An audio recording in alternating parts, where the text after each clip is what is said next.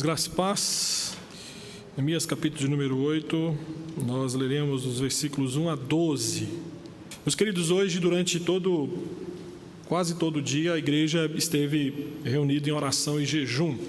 Começamos hoje pelo culto matutino, o reverendo Erickson esteve pregando sobre oração.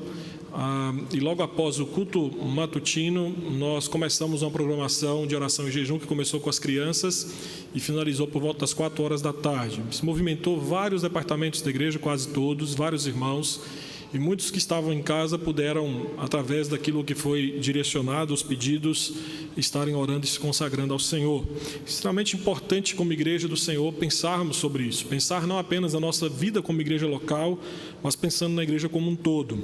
E é por isso que nós estaremos pregando nessa noite Neemias capítulo 8. Neemias capítulo 8 é um texto chave no que diz respeito àquilo que vai acontecer daqui para frente no livro. Nós lemos no capítulo 9, na liturgia, aquilo que, de certa forma, é um resultado daquilo que começa no capítulo 8. Capítulo 9, nós lemos parte do texto que diz que durante metade do dia praticamente o povo passou um quarto do dia confessando seus pecados e outro quarto do dia ouvindo a palavra do Senhor, sendo lida, sendo pregada, sendo exposta. E nós vamos ver onde que começa isso. Isso começa no capítulo 8 e nós vamos mostrar nessa noite que isto é uma ação de Deus, é Deus que mobiliza o seu povo para de fato ter momentos como esse, em que sua presença se manifesta de uma forma muito mais intensa, e isso tem resultados profundos na vida do seu povo. Então nessa noite eu quero pregar sobre reavivamento, partindo da perspectiva de que é Deus em ação. Capítulo 8, eu quero convidar você para que acompanhe a leitura desse texto. É um texto extremamente importante e digo para você que é um daqueles textos que nessa semana inteira, lendo esse texto e relendo, eu fiquei envergonhado. Confesso para os irmãos de muitas vezes as minhas práticas devocionais estarem aquém daquilo que esse povo demonstra e aquilo que o Senhor espera de nós como servos dele. Diz assim a palavra do Senhor: em chegando o 7º mês e estando os filhos de Israel nas suas cidades, todo o povo se ajuntou como um só homem na praça diante da porta das águas e disseram a Esdras, o escriba, que trouxesse um livro da lei de Moisés que o Senhor tinha prescrito a Israel. Esdras, o sacerdote, trouxe a lei perante a congregação, tanto de homens como de mulheres e de todos os que eram capazes de entender ou que ouviam. Era o 1º dia do 7º mês. E ele leu no livro diante da praça que está à fronteira à porta das águas, desde a alva até o meio-dia, perante homens e mulheres, e os que podiam entender, e todo o povo tinha os ouvidos atentos ao livro da lei. Esdras, o escriba, estava num púlpito de madeira que fizera para aquele fim. Estavam em pé junto a ele, à sua direita, Matitias, Sema, Anaías, Urias, Ilquias e Maceias, e à sua esquerda, Pedaías, Misael, Malquias, Rassum, Rasbadana, Zacarias e Mesulão. Esdras abriu o livro à vista de todo o povo, porque estava acima dele. Abrindo ele, todo o povo se pôs em pé. Esdras bendisse ao Senhor, o grande Deus, e todo o povo respondeu: Amém, Amém. E levantando as mãos, inclinaram-se e adoraram o Senhor com o rosto em terra. E Jesua, Bani, Serabias, Jamim, Acube, Sabetai, Rodias, Maceias, Quelita, Azarias, Josababe, Hanã, Pelaías e os levitas ensinavam o povo na lei, e o povo estava no seu lugar. Leram no livro, na lei de Deus, claramente, dando explicações de maneira que entendessem o que se lia. Neemias era o governador e Esdras, sacerdote e escriba, e os levitas que ensinavam todo o povo lhe disseram: este dia é consagrado ao Senhor vosso Deus, pelo que não prantieis nem choreis, porque todo o povo chorava ouvindo as palavras da lei. Disse-lhes mais: ide, comei carnes gordas, tomai bebidas doces e enviais porções aos que têm nada preparado para si, porque este dia é consagrado ao nosso Senhor. Portanto, não vos entristeçais, porque a alegria do Senhor é a vossa força. Os levitas fizeram calar todo o povo, dizendo: calai-vos, porque este dia é santo, e não estejais contristados. Então todo o povo se foi a comer, a beber e a enviar porções e a regozijar-se grandemente, porque tinham entendido as palavras que lhes foram explicadas. Meus irmãos, recentemente, são as 2 semanas atrás, fui convidado por alguns jovens de uma igreja em São Paulo, uma igreja que eu conheço bem, e esses irmãos pediram que eu pudesse ter um momento com eles de devocional pelo Zoom, e era o seguinte tema: como que a igreja sai fortalecida da pandemia? E eu falei para os irmãos, naquela oportunidade, que eu não tinha condições de dar aquele estudo, porque eu confesso para os irmãos que eu não consigo ver a igreja saindo fortalecida desta pandemia. Muito pelo contrário, eu entendo que a pandemia mostrou muitas fragilidades espirituais e da fé de muitos crentes. A pandemia, meus irmãos, revelou que os casamentos de crentes são frágeis. Revelou que muitos pais cristãos não sabem criar os seus filhos, que muitos crentes desconhecem a doutrina da providência, que muitos crentes não creem na suficiência das Escrituras, como diziam crer. A pandemia, creio eu, que apenas acentuou que para muitos cristãos a ausência ou a inexistência do culto presencial é algo insignificante, uma mera formalidade. Então, diante desse cenário, nós temos que, como igreja, não apenas como igreja local, mas pensando numa igreja com um aspecto muito maior, como a representante de Deus aqui na terra, como que a igreja, uma igreja confusa, servirá de luz para um mundo que vive em trevas? Como que uma igreja moribunda servirá de cura para um mundo que está doente? Como que cristãos mornos incendiarão o mundo com o evangelho? Como que cristãos apáticos transtornarão o mundo? Por isso, digo para os irmãos, e creio piamente que aquilo que a igreja se propôs a fazer hoje é de suma importância, porque nós precisamos sim, queridos, de um reavivamento, como nós cantamos na liturgia, avivamento que vem lá do céu, que comece em mim e que passe além. E por reavivamento, eu quero que você entenda que eu estou me referindo àquela obra soberana de Deus, que através do seu Santo Espírito renova, reaviva e desperta crentes sonolentos. Reavivamento, queridos, é um ato de Deus, e que através do seu Santo Espírito restaura a vida à igreja ou a crentes após seu declínio. Avivamento nós entendemos que é a restauração de uma morte aparente, como disse um servo do Senhor do passado. Avivamento é o Espírito Santo enchendo um corpo prestes a se tornar um cadáver. E aqui eu tenho que lhe explicar algo que é importante. Nós entendemos, a nossa teologia assim explica, à luz das Escrituras, que um cristão, ele nunca decai a um estado de morte espiritual completo. Bem como também uma igreja, ela pode até estar definhando, até parecer completamente sem vida, mas nós cremos que ela nunca vai morrer. Então, como bem afirmou Martin Lloyd Jones, avivamento é uma vivificação de membros da igreja que se acham dormentes, quase moribundos. E digo para você que é justamente isso que nós encontramos no livro de Neemias. Em Neemias nós vamos ver Israel vivendo novamente. A primeira parte desse livro, vai do capítulo 1 até o capítulo 6, trata da reconstrução dos muros, os muros físicos, a luta do povo de Deus para reconstruir uma cidade depois de ter sido devastada por conta de invasões. Mas a segunda parte, do capítulo 7 a 13, trata do reavivamento e da renovação espiritual de Jerusalém. E Jerusalém aqui, queridos, tem uma importância, porque a cidade de Jerusalém era vista e conhecida como a cidade de Davi. Era ali que ficava o templo de Salomão, era o centro de adoração de Israel. A cidade a qual o próprio Deus, Deuteronômio 12, disse que ele escolheu para ali fazer habitar o seu nome. Então, nos dias de Neemias, como prescrito, Deus deveria ser adorado em Jerusalém. Por isso que Jerusalém tinha que estar em condições de honrar o nome do Senhor, não apenas no aspecto físico, mas também no aspecto espiritual. Portanto, ao ler esse livro, você tem que ter em mente que, ao mesmo tempo, esse livro conta a história da reconstrução física de Jerusalém, devastada pelos babilônicos em 586 a.C., mas também narra a história da edificação espiritual de Jerusalém como povo de Deus, como a igreja do Antigo Testamento. Então, o livro de Neemias deve ser lido, portanto, como um testemunho da ação de Deus na renovação espiritual e santificação do seu povo. E eu quero chamar a sua atenção, então, para que nessa noite nós possamos ver isso. Deus em ação. Quando Deus age, o que acontece? O que acontece com o seu povo? E o primeiro ponto que penso com você é que existe uma percepção da presença de Deus. Os versículos de 1 a 3, no versículo 6, essa ideia ela fica muito clara. A nossa teologia, ela entende que o homem está morto em seus delitos e pecados, e qualquer tentativa dele por si só voltar-se para Deus, ele não consegue. Qualquer ação do homem em se voltar para Deus ou para buscar as coisas de Deus, não parte dele.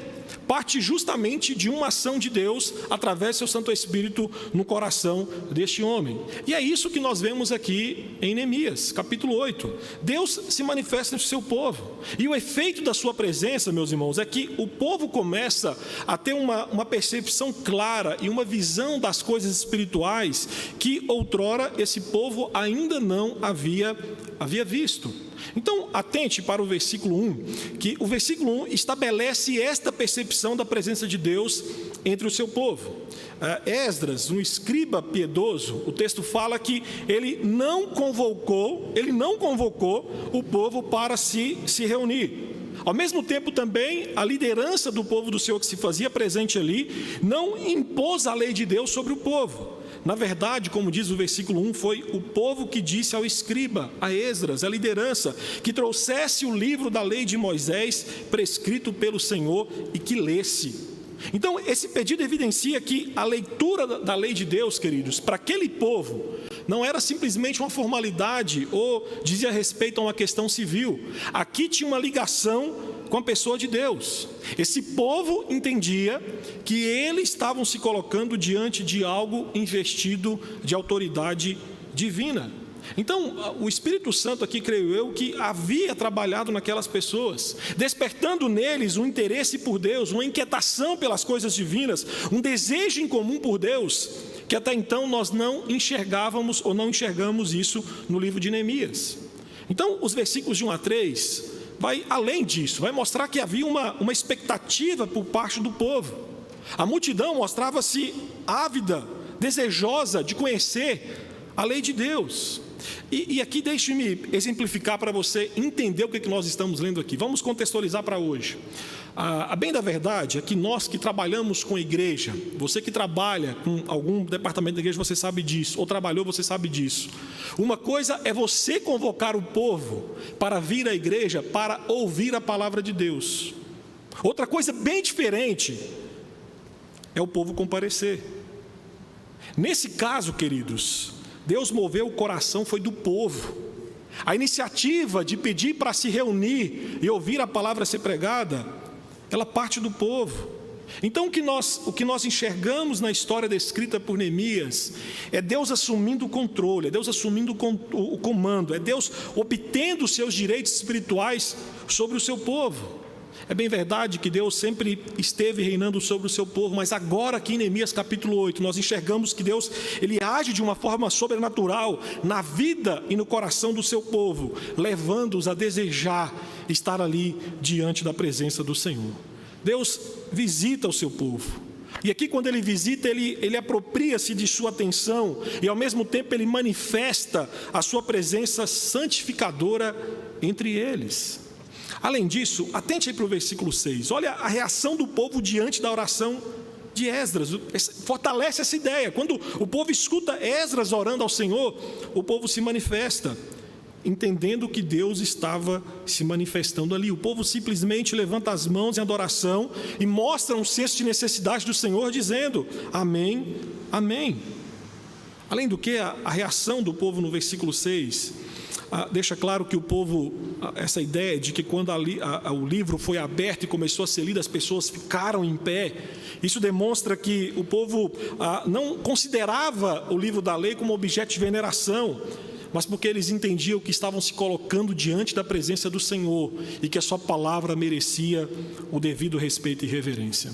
Meus irmãos, entendam que a maioria dos reavivamentos na história da igreja cristã são descritos quando mentes e corações são dominados pela realidade da presença de Deus em sua santidade e graça, como descritos aqui em Neemias capítulo 8. Aquilo que nós encontramos ao longo da história da igreja, quando existem ou quando aconteceram avivamentos, queridos, geralmente começa com essa percepção, com esse agir de Deus inicial, levando os homens a de fato sentirem a sua presença, entenderem, enxergarem a sua presença, como de outra forma não havia acontecido. Mas além disso, além dessa percepção da presença de Deus, os versículos de 1 a 3, agora de 1 a 4 e versículos 7 e 8, nos mostram uma outra realidade que acontece. Existe a centralidade da palavra de Deus. O que nós temos aqui nesse texto, queridos, é a descrição de uma disposição incomum para ouvir a palavra de Deus. Como eu disse anteriormente, esse ajuntamento do povo para ouvir a palavra de Deus não foi imposição da liderança, mas foi um desejo geral. Então, foi o pedido do povo. O povo pediu, olha, traga o livro da lei. Mais do que isso, o versículo 3 fala que esse povo atentamente escutava, comprovando que de fato aqui essa ideia da centralidade da palavra do Senhor, ela se faz presente. E o mais interessante aqui é que o povo não pediu algo novo, o povo não pediu algo atualizado, mas o que o povo pede aqui são os antigos fundamentos da fé decretados lá no Êxodo. A lei de Deus, escrita milhares de anos atrás, para esse povo aqui, ainda tinha crédito de plena autoridade divina. O versículo 1, aí no versículo 1 tem um termo, prescrito. Lá no hebraico, literalmente, o Senhor tinha mandado. E a ideia aqui do texto é que, para aquele povo, quando Deus escreve algo, ninguém tem autoridade de reescrever ou modificar aquilo que ele havia escrito. E aqui também tem um aspecto ainda mais interessante, um aspecto histórico, que desde o exílio, desde que o povo foi levado para o exílio babilônico, não se fizera, queridos, nenhuma tentativa no âmbito nacional, pensando em Israel, de ensinar a lei de Deus. Então o povo de Deus aqui nos dias de Neemias, queridos, era um povo profundamente ignorante quanto ao conteúdo da lei de Deus. E nós bem sabemos que a ignorância torna impossível agradar ou cultuar a Deus. Por isso que um programa nacional de instrução da lei divina fazia-se urgentemente necessário. Então o que nós vamos ver nesse texto é que Esdras, provavelmente ele pega um rolo ou um pergaminho completo dos 5 primeiros livros da Bíblia, sobe uma plataforma de madeira, como diz o texto, feita para essa finalidade, então ele passa a ler o texto. E dificilmente, queridos, Esdras leu ou explicou os 5 primeiros livros da Bíblia nesse período. Talvez o que ele tenha feito é pegar o livro de Deuteronômio, concentrou-se no livro de Deuteronômio, que é um resumo da lei, e tenha feito referência a outros livros do Pentateuco quando se fazia necessário. Lá no versículo 3, há uma expressão interessante que fala, ele leu no livro, que endossa essa possibilidade, porque aponta para a ideia de que Esdras, ele selecionou partes ali dos 5 primeiros livros da Bíblia para ler. Além disso, aqui o local onde ele faz isso, o texto descreve como se fosse um púlpito elevado. Aqui onde a descrição que Neemias nos traz é que o livro da lei ele foi aberto e foi exposto num lugar elevado, revelando aqui, queridos, a supremacia da palavra de Deus para guiar o seu povo. E segundo o versículo 3, gostaria que você olhasse para lá, olha que fantástico isso.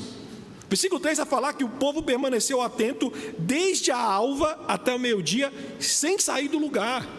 Não havia dispersão, não havia distração, não havia enfado. As pessoas ouviam com atenção porque acreditavam firmemente que a mensagem que eles estavam ouvindo era revelação de Deus. O desejo, queridos, pela palavra era tão intenso que, como diz o versículo número 7, o povo permaneceu em pé durante 6 horas, enquanto a palavra de Deus era lida e explicada. Durante 6 horas, o povo permaneceu em pé, ouvindo a Bíblia sendo pregada em hebraico, enquanto o povo que ouvia falava em aramaico. O aramaico havia se tornado, queridos, a língua popular durante o exílio. Por isso que Esdras pregava, e o texto fala que os levitas traduziam e explicavam para pequenos grupos sob sua orientação. Aí no versículo número 8 tem uma expressão que nos ajuda a entender isso, quando fala claramente dando-lhes explicações. Significa que a lei foi explicada no povo numa linguagem que o povo podia entender. Então Esdras pregava em hebraico, os levitas traduziam e explicavam no aramaico, para que todos pudessem entender e aplicar a lei de Deus em suas próprias vidas. Aqui o que fica muito claro para nós, queridos, era que a Bíblia era o anseio do povo. de tal forma que eles se reuniram como um só homem, com ouvidos atentos, reverentes, chorando, se alegrando, e como termina o capítulo 8, do versículo 17, alegremente obedecendo a lei do Senhor. Mas o texto segue, e no versículo 9 há um outro ponto importantíssimo aqui que nós vamos ver. O que é que Deus faz quando Ele de fato se manifesta em seu povo? Existe a tristeza pelos pecados. Estando sob o ensino da lei, e aqui fica muito claro isso, o povo, de certa forma, começa a comparar a sua conduta ao padrão apresentado na palavra, na lei divina, e o povo então se conscientiza do seu pecado. Quando Esdras leu a lei de Moisés, o povo reconheceu quão longe estavam do padrão da lei do Senhor e quão culpado era diante dos olhos de Deus. E aqui deixe-me definir pecado para você. Os nossos símbolos de fé, o Catecismo de Westminster, define pecado como qualquer falta de conformidade com a lei de Deus ou qualquer transgressão dela. Então, o pecado é definido pela lei divina. Por isso, não pode haver verdadeiro senso de pecado, ou conhecimento, ou motivo de consentir em algo ser pecado, sem a audição da lei divina e, ao mesmo tempo, uma resposta a ela. Ou seja, nós nunca reconheceremos o pecado como sendo pecado, a menos que nós enxergamos essa ofensa como uma ofensa direcionada a Deus. E a única maneira, queridos, de ver ou sentir o pecado como uma ofensa direcionada a Deus, é enxergar as ações como contrárias à lei escrita de Deus. Por isso eu digo para você que não deveria nos espantar ver a resposta do povo ao ouvir a lei de Deus. O povo aqui simplesmente vai às lágrimas. E no capítulo 9, queridos, aí nós vamos ver que essas lágrimas, elas não são contidas. Capítulo 9 inteiro é um capítulo de confissão e de lágrimas do povo reconhecendo os seus pecados. A palavra de Deus sendo pregada, a lei de Deus sendo exposta, aqui em Neemias capítulo 8, era como uma espada transpassando a consciência cauterizada pelo pecado que o povo de Deus estava vivendo. E esta exposição da Bíblia redundou em um intenso e profundo pesar pelos seus pecados. E o pesar foi tão intenso que a liderança que ele estava, Esdras, os levitas que instruíram o povo, eles tiveram que pedir que, primeiramente, eles pararam de instruir o povo e voltaram para o povo dizendo: olha, parem de chorar, parem de chorar. Aquelas pessoas não apenas creram nas palavras da lei de Deus, mas lamentaram as desonras e ofensas que cometeram contra a lei ao quebrarem a sua lei, cometeram contra Deus ao quebrarem a sua lei. O fato, queridos, é que a palavra de Deus, ela produz isso que nós lemos aqui. Ela produz quebrantamento, arrependimento, ela produz choro pelo pecado. O verdadeiro conhecimento da palavra de Deus nos leva às lágrimas, porque quanto mais perto de Deus nos encontramos, mais nós temos consciência dos nossos pecados, e sim, nós temos que agir como Isaías: ai de nós, porque somos pecadores.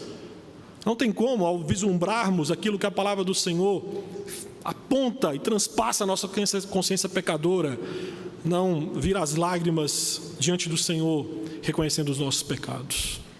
E nos versículos 10 a 12, então, é quando o texto finaliza, nesse primeiro dia em que o povo se reúne. O que nós vamos ver nos versículos 13 em diante são os outros dias que o povo se reúne, e o povo se reúne para continuar fazendo aquilo que começa aqui, que é justamente buscando a presença do Senhor em oração, em consagração e leitura da palavra do Senhor. Mas nos versículos 10 a 12 nós vamos ver que existe alegria pela restauração divina. Aqui, queridos, Esdras e os levitas, eles instruíram o povo a parar de chorar por seus pecados, e ao mesmo tempo que o povo deveria se alegrar no Senhor, celebrando um banquete.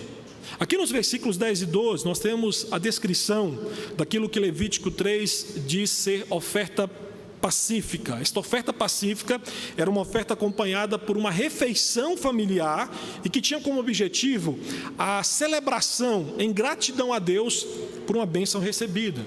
Mais do que isso aqui, logo no versículo 13, você vai ver que começa a descrição da festa dos tabernáculos. Então, o povo estava nos dias de celebrar a festa dos tabernáculos. Esta festa, ela acontece após o dia da expiação. Ou seja, primeiro vem a convicção do pecado, depois a purificação e em seguida acontece justamente a celebração. Por isso que na lei de Deus, pela lei de Deus, o povo de Israel nesses dias estavam vivendo dias sagrados e que, segundo Levítico, não era motivo de choro, era motivo de celebração. Eles estavam vivendo dias separados por Deus para um propósito: alegrar-se no Senhor, porque isso era o sentido da festa dos tabernáculos, alegrar-se no Senhor pela libertação que o Senhor proporcionou a esse povo quando viveu cativo lá no Egito. Então eles estavam vivendo dias que tinham como propósito celebração. Por isso que o banquete de Neemias aqui, que Neemias descreve que o povo deveria oferecer, era uma ação de graças por quem Deus era e por aquilo que Deus havia feito. O povo, no dias de Neemias, experimentou alegria porque mais uma vez o Senhor se tornou o centro de suas vidas. Deus se tornou apenas a fonte. Mas como diz aqui o versículo 11 também, o conteúdo dessa alegria, porque o povo se regozijou não apenas por causa de Deus, mas se regozijou na pessoa de Deus. E o que eu acho extraordinário aqui é como que do versículo 9 para o versículo 10 existe uma mudança extraordinária naquilo que a palavra do Senhor tem poder para fazer no coração do homem. A palavra de Deus é aquela que rasga o coração do homem, aponta os seus pecados, gera lágrimas de dor e contrição, mas é a mesma palavra que traz alegria pelo conhecimento da redenção que Deus nos proporciona. Aqui, queridos, no versículos 10 a 12, Deus chama o seu povo para a celebração de uma nova vida. E a verdadeira alegria aqui é a expressão de fé na obra redentora de Deus. A alegria do Senhor, renovada aqui por meio do ensino da lei de Deus, tem como motivo que Israel voltou a viver, que Israel foi perdoado dos seus pecados e que agora esse povo tinha condições de fato celebrar a Deus por tão grande salvação. Meus irmãos, isto é o que aquele povo naqueles dias entendeu desse texto. Era isso que esse povo naqueles dias compreendeu. Mas e nós? E nós? Eu quero nessa noite, como aplicação desse texto, pensar em algumas orações que nós devemos fazer a partir de Neemias capítulo 8, versículos de 1 a 2. E a primeira oração que penso como aplicação desse texto, que nós temos que fazer é: Deus, dai-nos percepção da sua santa presença. Meus queridos, todas as ações piedosas tomadas pelo povo de Deus, descritas em Neemias, a partir do capítulo 8, foram resultados de uma ação de Deus. O povo, dominado pela percepção da presença divina, esse povo agiu de forma que glorificou ao Senhor. E em dias de revivamento, o Espírito Santo comanda de uma maneira bem direta, fazendo com que as pessoas elas tenham consciência diante de quem elas estão se colocando, e elas dizem: Deus certamente está aqui. Quando de fato o avivamento acontece, a presença divina se manifesta santificadoramente, isto é, Deus ele visita o seu povo além de uma maneira, vamos dizer assim, além de uma maneira ou de uma experiência normal, invadindo a percepção de todos os homens. Nós cantamos hoje: perto quero estar, mas será que queremos mesmo? Será que queremos mesmo? Nós temos noção do nosso pedido nessa noite, diante de quem nós queremos realmente chegar mais perto? Eu digo isso porque, queridos, Deus é a realidade mais importante que existe no universo, mas Ele é quase completamente ignorado. E se Ele não é ignorado, Ele é provavelmente menosprezado e não reverenciado. Nós crentes que cantamos, queremos estar mais perto de Deus, muitas vezes nós amamos muito mais o mundo do que a Deus. Nós nos afatigamos pelos nossos interesses, mas pouco nos movemos por aquilo que de fato glorifica e é interesse de Deus. Nós somos poucos entusiasmados com Deus, com a sua palavra, com o seu povo, com o dia do Senhor, com o culto que nós prestamos. Como povo de Deus, queridos, infelizmente, nós carecemos de uma poderosa visão de Deus. Nós precisamos ter uma percepção da majestade e da santidade de Deus. E nesse aspecto eu digo para você, meu irmão, como eu desejo ver Deus conduzindo nós crentes a uma percepção muito mais aguda da sua presença viva e real. E quando isso acontecer, entenda bem, quando isso acontecer, Deus se tornará o tema central de todas as nossas conversas. A eternidade será motivo dos nossos maiores interesses. Crentes desviados serão restaurados, crentes nominais finalmente se converterão. A oração para nós, queridos, tornará motivo de alegria. A pregação centrada em Deus causará impacto na nossa vida. Existirá em nós, crentes, um profundo desejo por santidade pessoal. Por isso, eu digo para você, meu irmão, que se por apenas um minuto, Deus respondesse aquilo que nós cantamos nessa noite, perto queira estar. Se tivéssemos uma profunda sensação e percepção da presença santa de Deus, meus irmãos, é certo que a nossa vida espiritual, a nossa realidade, o nosso cristianismo seria completamente diferente. Como mudaria? Os nossos hábitos mudariam, a nossa vida devocional mudaria. Por isso eu pergunto para você, você tem noção do que você cantou nessa noite? Perto quero estar. Outros homens no passado pediram isso. E esses homens, quando contemplaram a presença manifesta do Senhor de fato, esses homens caíram no chão, se prostraram no chão, reagiram como o povo aqui em Neemias capítulo 8. Uma outra oração que temos que fazer, queridos, é: Deus, dai-nos apetite pelas velhas e eternas verdades do Evangelho. Meus irmãos, aqui em Neemias, nós vamos ver que não apenas a liderança, mas o povo colocou Deus em primeiro lugar, a palavra de Deus em primeiro lugar em suas vidas. E o texto descreve que assim que a palavra começou a ser pregada e ensinada, esse povo percebeu que precisava ser regido por ela. Então compreenda que a Bíblia deve sempre guiar a igreja, sempre. Mais do que isso, ela e somente ela tem autoridade inegociável dentro da igreja. Mas permita-me dizer para você que muitos cristãos ainda não entenderam o lugar e a importância da Bíblia em suas vidas diárias. Muitos de nós que estamos aqui, nós defendemos a Bíblia como palavra de Deus, mas nem sempre a tratamos como palavra de Deus. Como é que nós podemos dizer que a Bíblia é a palavra de Deus, se a deixamos a empoeirar em casa, sem falta de uso, por falta de uso? Não pense que deixar sua Bíblia aberta no Salmo 91 quer dizer que você lê a Bíblia, porque isso não é fazer uso da Bíblia. Muitas vezes isso é apenas uma mandiga. Como é que nós amamos a palavra de Deus, se estamos sempre apressados, esperando que a pregação termine logo?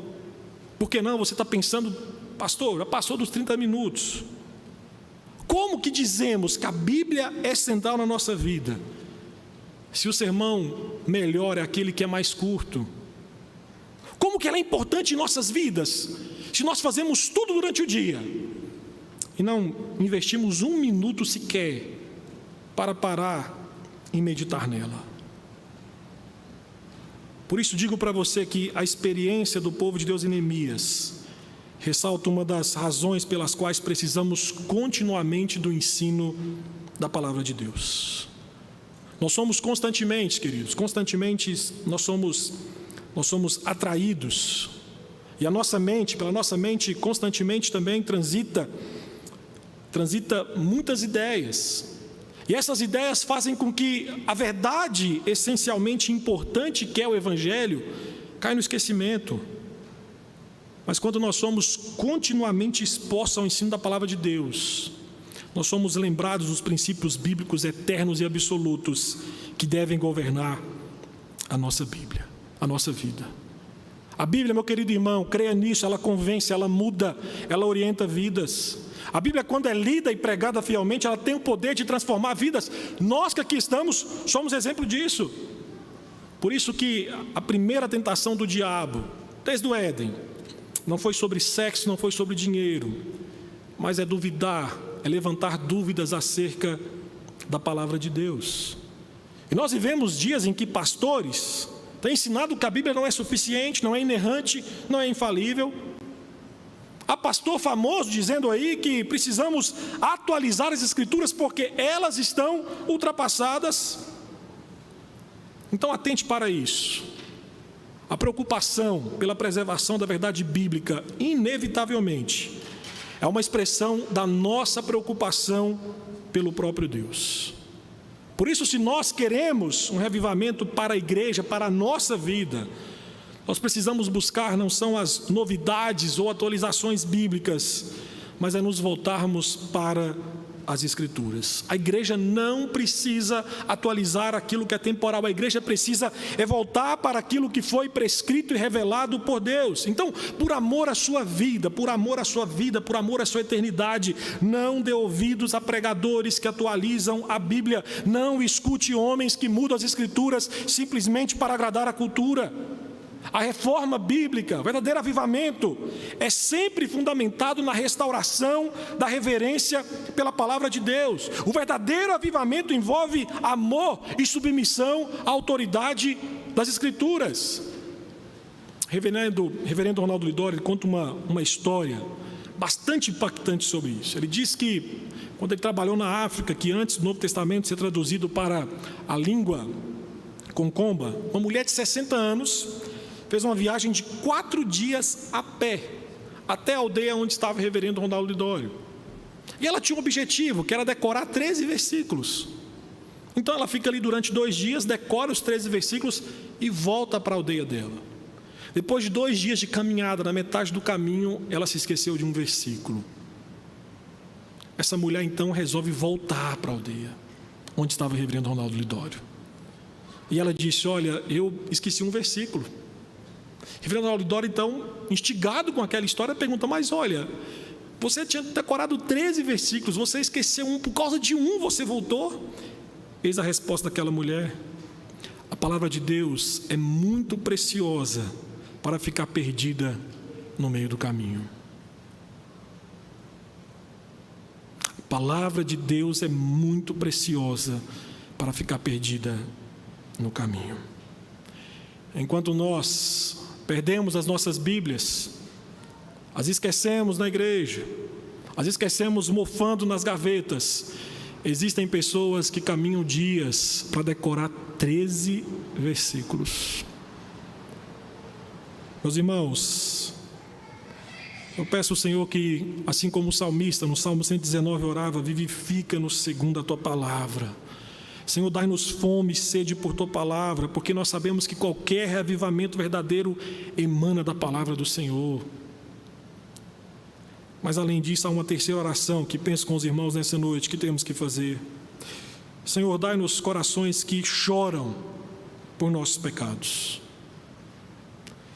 Neemias nos mostra que não pode haver progresso moral e espiritual genuíno sem reconhecimento, sem a tristeza, sem o verdadeiro afastamento do pecado. E quando de fato Deus atinge o seu povo, quando Deus toca no seu povo, uma das evidências é uma profunda consciência do pecado e a tristeza por causa dele. Isso aconteceu, queridos, exemplo claro na Bíblia, na pregação do profeta Jonas. Cidade de Nínive, cidade apóstata, quando de fato a palavra foi pregada ali e Deus se manifestou naquele lugar, aquele povo declarou um jejum e vestiu-se com um pano de saco em sinal de luto. E o que é mais fascinante ali em Jonas é que até o rei participou emitindo um decreto que todos deveriam voltar-se em arrependimento para Deus. Um verdadeiro mover do Espírito Santo desperta a consciência levando uma genuína tristeza pelo pecado no povo de Deus. E aí vou voltar de novo ao hino que nós cantamos nessa noite. Perto quero estar. Quanto mais perto de Deus nós estamos, mais conscientes nos tornamos de quão vil, miseráveis, pecadores, sujos nós somos. John Flávio dizia que aqueles que vêm a Deus sobre a mais clara luz se abominam na mais profunda humildade. E foi isso que Jó, capítulo 42, versículos 5 e 6, reconheceu. Eu te conhecia só de ouvir, mas agora os meus olhos te veem, por isso me abomino e me arrependo no pó e na cinza. Meu querido irmão, arrepender não é simplesmente derramar algumas lágrimas em oração. Arrepender não é remorso, não é emoção, não é passar por uma reforma moral. Arrepender é mudar de ideia em relação a Deus, ao pecado e ao inferno. E eu fico pensando aqui que há quanto tempo tem que não choramos pelos nossos pecados? Começamos a achar o pecado como algo normal. O pecado não nos causa mais nenhum desconforto. Não deveria. Porque o pecado não é simplesmente uma ofensa contra qualquer ser, é contra Deus. É contra Deus. Spurgeon dizia que quando nós pecamos, nós estamos dando literalmente um tapa na face de Deus. Isso tem que causar comoção em nós. Temos que chorar pelos pecados, pelos nossos, pelos dos outros, pela sociedade, pela igreja. Leonardo Ravenhill, em um dos seus livros, disse que primeiro a igreja terá que se arrepender, depois o mundo se quebrantará. Primeiro a igreja terá que chorar, depois as igrejas ficarão cheias de pecadores arrependidos. Ou seja, começa em nós o choro pelo pecado. Somos nós que temos pedido para estarmos mais perto do Senhor. E uma quarta e última oração, e aqui eu termino o sermão nessa noite. Deus, dá-nos alegria por pertencer à pessoa de Cristo. Neemias, meus irmãos, mostra que a alegria é parte vital da nossa experiência quando nos regozijamos por de fato nos encontrarmos com Deus e ter paz com Deus.